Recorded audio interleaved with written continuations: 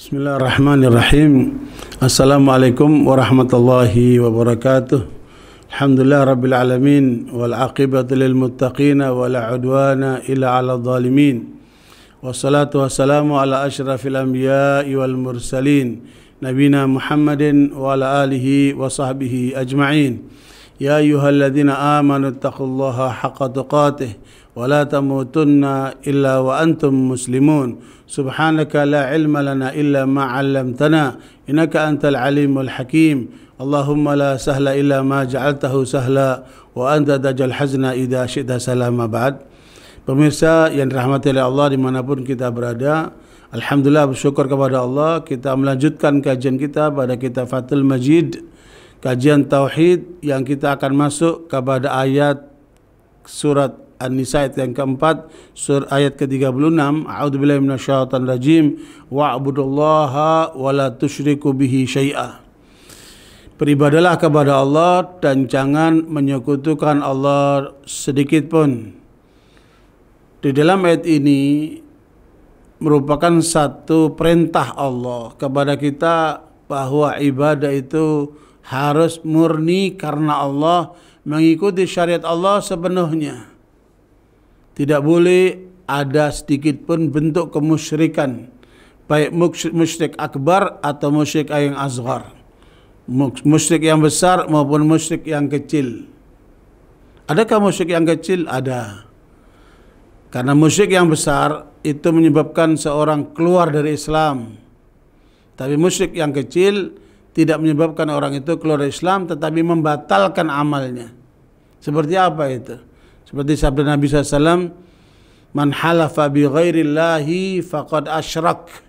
Siapa yang bersumpah tidak atas nama Allah, maka orang itu telah melakukan suatu kemusyrikan. Kemusyrikan di sini bukan musyrik akbar, tapi musyrik asghar. Jadi amalnya batal, tapi imannya masih tetap. Karena itu barakallahu di dalam melaksanakan ibadah kepada Allah, yang berarti seluruh keyakinan, ucapan dan perbuatan harus dilaksanakan karena Allah, mengikuti syariat Allah, baik yang nampak maupun yang tidak nampak. Karena itu syarat sahnya ibadah apabila seseorang melaksanakan ibadahnya tidak disertai dengan kemusyrikan, baik syirik akbar ataupun syirik asghar. Sehingga karenanya ibadah kita kepada Allah harus seutuhnya, ya, mengikuti ketentuan syariat Allah, mengikuti contoh Rasulullah, tidak ada sedikit pun bentuk kemusyrikan. Kenapa? Karena orang yang melakukan kemusyrikan itu hakikatnya dia orang bodoh. Sebagaimana Allah sebutkan di dalam surat Az-Zumar ayat 64-65, Allah menyebutkan, qul afa ghairallahi ta'muruni a'budu ayyuhal jahilun wa laqad uhiya ilaika wa ila alladziina min qablika la in asyrakta la yahbatanna 'amaluka wa la takunanna minal khasirin.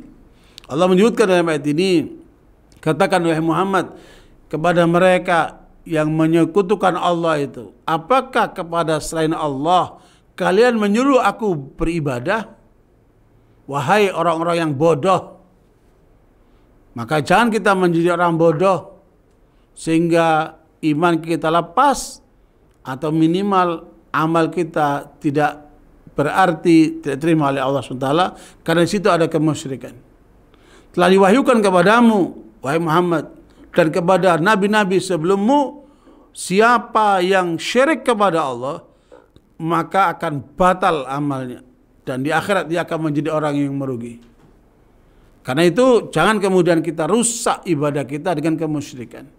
Syirik ini bisa bentuknya seorang menyembah kepada selain Allah, atau orang menyembah Allah tapi juga menyembah kepada selain Allah. Dia minta ke malaikat, dia minta ke nabi, dia minta ke wali, dia minta ke kuburan, dia minta ke gunung-gunung, ke keris-keris, dengan keyakinan di sana ada kekuatan lain selain Allah yang dapat mendatangkan manfaat atau madarat. Seorang datang ke Nyi Roro Kidul minta supaya dimudahkan jodohnya. Naudzubillah min dzalik. Itu hanya milik Allah. Seorang kemudian minta ke gunung atau kekeris supaya punya kekuatan sehingga tidak mampu untuk terluka. Naudzubillah min dzalik. Atau minta kepada jin, yang itu adalah merupakan hak prerogatif Allah Subhanahu wa taala. Makanya syirik ini bentuknya banyak sekali. Bentuknya banyak sekali. Ya, termasuk seorang yang mengikuti ajaran fatwa dari orang-orang yang menganggap dirinya berilmu, tapi fatwa itu bertentangan dengan hukum Allah. Ya, di dalam surat At-Taubah 31 Allah menyebutkan, ya, ittakhadhu ahbarahum wa ruhbanahum arbaban min dunillah. Ya, orang-orang musyrik itu telah menjadikan rahbi-rahbi mereka, pendeta-pendeta mereka, Tuhan-Tuhan selain Allah.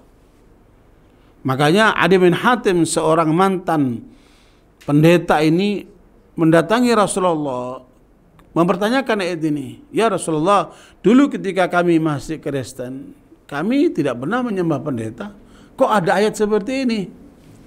Maka Nabi SAW mengajarkan kepada Adi bin Hatim dan kepada kita semuanya, bahwa apabila kamu mengikuti kehendak rahbimu atau pendetamu dengan membuat satu aturan atau ajaran yang bertentangan dengan ajaran Allah, kamu ikuti dia, kamu taati dia, maka itu berarti kamu telah menyekutukan Allah, syirik kepada Allah.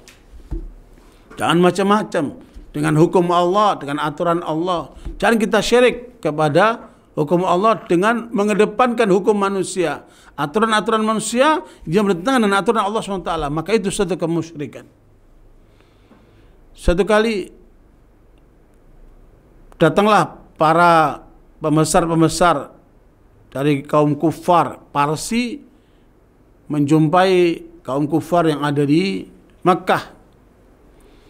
Mereka mengatakan, coba itu lihat tuh orang-orang Islam tuh, Muhammad dan pengikutnya. Mereka mengatakan sembelihan yang disembelih oleh tangannya halal, tapi bangkai yang mati, yang itu yang matikan kan Allah, mereka bilang haram. Agama apa ini? Ajaran apa ini? Sesuatu yang dimatikan oleh tangannya sendiri halal, yang dimatikan sama Allah haram. Agama apa itu? Dan sebagian orang Islam sudah mulai terpengaruh dengan omongan itu. Masuk akal juga. Lah ini disembelih sendiri halal, yang dimatikan sama Allah ke haram. Maka turunlah ayat 121 surat Al-An'am. Wala ta'kulu mimma lam yudhkar ismullahi alaih wa innahu la fisq.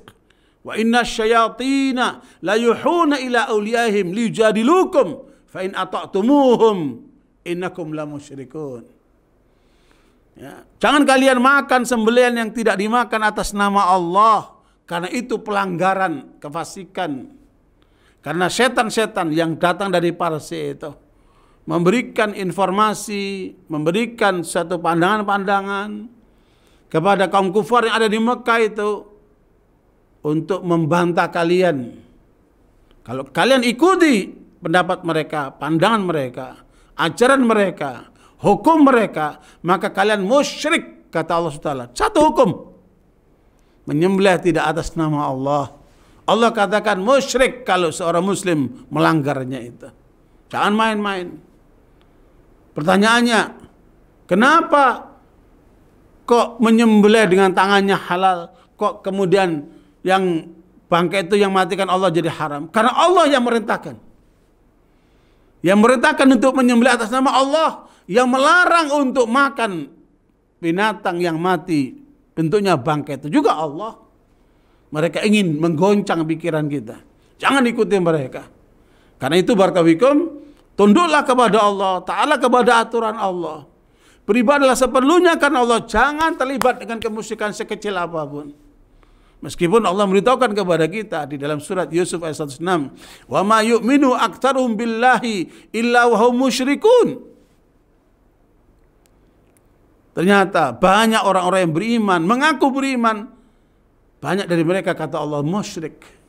Begitu Ibnu Abbas menjelaskan, di antara orang-orang yang mengaku beriman itu ada di antara mereka yang melakukan kemusyrikan.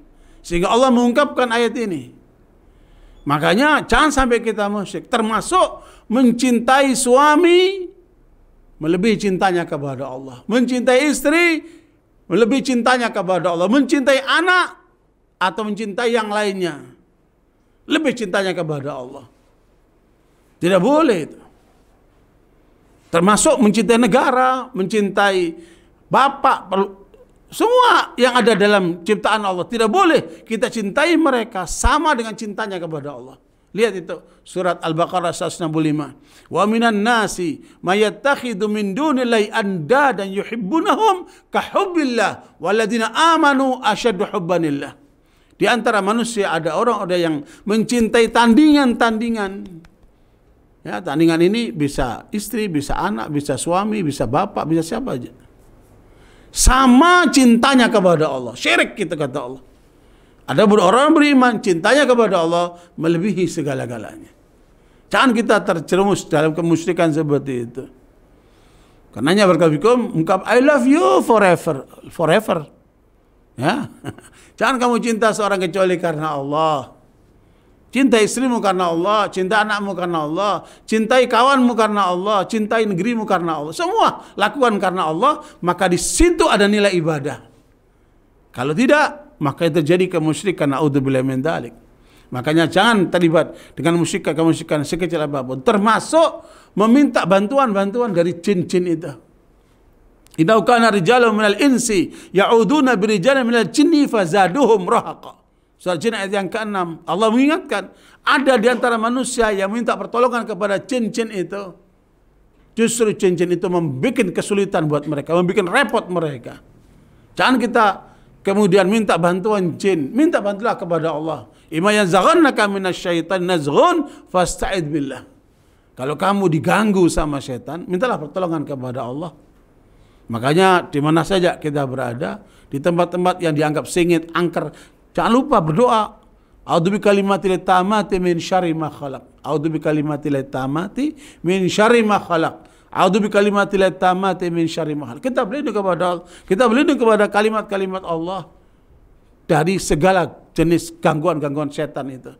Makanya Nabi SAW sebagaimana adat Muslim mengatakan, "I'ridu alayya ruqakum la ba'sa menaruka malam takun syirkan."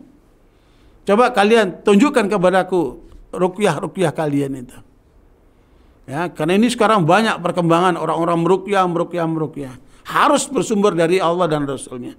Tidak boleh yang berasal dari jin, dari dukun-dukun, dari apa itu. Maka mengatakan, coba tunjukkan kepadaku apa ruqyah kalian baca itu. Makanya mengatakan tidak masalah ruqyah selama tidak mengandung kemusyrikan. Jangan kemudian kita meruqyah menggunakan cara-cara jin atau dukun-dukun yang melanggar syariat Allah itu. Begitu pula nazar. Jangan bernazar kecuali atas nama Allah. Ya, karena nazar kepada selain Allah itu syirik. Begitu pula berlindung ta'awud kepada selain Allah syirik. Tinggalkan segala macam kemusyrikan. Mari kita beribadah seutuhnya kepada Allah, mengikuti syariat Allah, mencontoh Nabi Muhammad SAW supaya kita tidak terjerumus dalam kemusyrikan. Ikhwan warahmatullahi. Di akhir surat Al-Kahfi Allah katakan, "Faman kana yarju liqa'a rabbih falyamal 'amalan shalihan wa la yusyrik bi ibadati rabbih ahada." Barang siapa ingin berjumpa dengan Tuhannya Allah SWT, maka hendaknya dia terus beramal saleh. Jangan berhenti untuk tidak beramal saleh. Terus beramal saleh, mengikuti syariat Allah, mengikuti contoh Nabi Muhammad SAW, dan jangan syirik sekecil apapun. Jangan faktornya karena manusia, faktornya karena dunia, atau kepada selain Allah itu. Na'udzubillah min dzalik. Bersihkan diri kita dari segala macam bentuk kemusyrikan. Karena orang musyrik itu akan hina kematiannya. Dan Allah tidak akan mengampuni dosa orang yang melakukan syirik. Innallaha la yaghfiru an yushraka bihi wa yaghfiru ma duna dzalika liman yasha. Allah tidak akan mengampuni orang yang berbuat syirik kecuali kalau dia bertaubat. dan dosa yang lainnya bisa diampunkan oleh Allah. Itulah dalam surat An-Nisa ayat 48. Karena itu barakallahu, jauhkan kita dari kemusyrikan, karena orang musyrik itu kalau mati neraka. Innal ladzina kafaru min ahli kitab wal musyrikina fi nari jahannam khalidina fiha ulaika hum syarrul bariyah. Orang meninggal dengan keadaan kafir, ahli kitab atau musyrik, maka itu akan di neraka jahanam selama-lamanya. Naudzubillah min dzalik. Karena itu mari kita jaga keutuhan ibadah kita, jangan terlibat sedikit pun dengan kemusyrikan, sehingga kita tulus dalam ibadah hidup ini karena Allah SWT. Barakallahu fiikum. Muhammad, semoga bermanfaat. Subhanallah, asyhadu an la ilaha illa anta, astaghfiruka wa atubu ilaik. Wassalamualaikum warahmatullahi wabarakatuh.